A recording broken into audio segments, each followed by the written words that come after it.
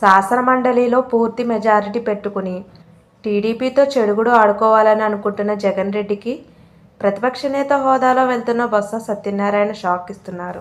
ఆయన టీడీపీని సవాల్ చేయడం లేదు సరికాదా, ప్రతిమాలుకున్నట్లుగా రాజకీయం చేసి అవసరం అయితే వాకౌట్లు చేసి లేకపోతే టీడీపీ సభ్యులకు సవాల్ చేసే అవకాశం కల్పించి వైసీపీని మరింత చులకన చేస్తున్నారు.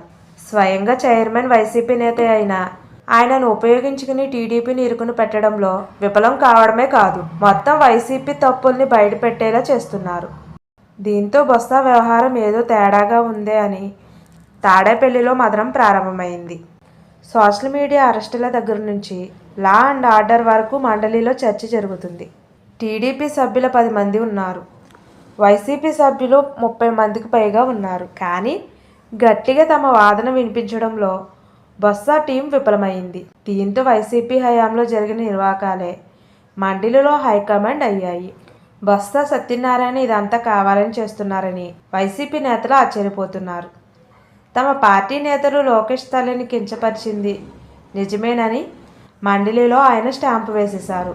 అలాంటి వారిని తాము ప్రోత్సహించబోమని చెప్పడం అంబటి రాంబాబు లాంటి వాళ్లకు వాత పెట్టినట్లయింది. దాంతో ఆయన తాను లోకేష్ తల్లిని కించపరిచినట్లు నిరూపించాలని సవాల్ చేసుకోవాల్సి వచ్చింది. బొత్స సత్యనారాయణ వైసీపీ కోసం కాకుండా వైసీపీని బద్నం చేసేందుకు మండలిలో రాజకీయం చేస్తున్నారన్న అనుమానాలు వైసీపీలో వినిపిస్తున్నాయి. ఇటీవల విజయనగరంలో ఐఏఎస్ అధికారి కిషోర్ కుమార్ను అడ్డం పెట్టుకుని బొత్స ఫ్యామిలీ చేసిన భూదందాలన్నీ వెలుగులోకి వచ్చాయి.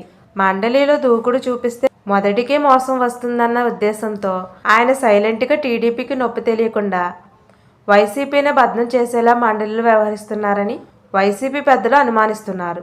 అయితే ఇప్పుడు బొత్సను ఏమీ అనలేని పరిస్థితిలో వైసీపీ ఉంది.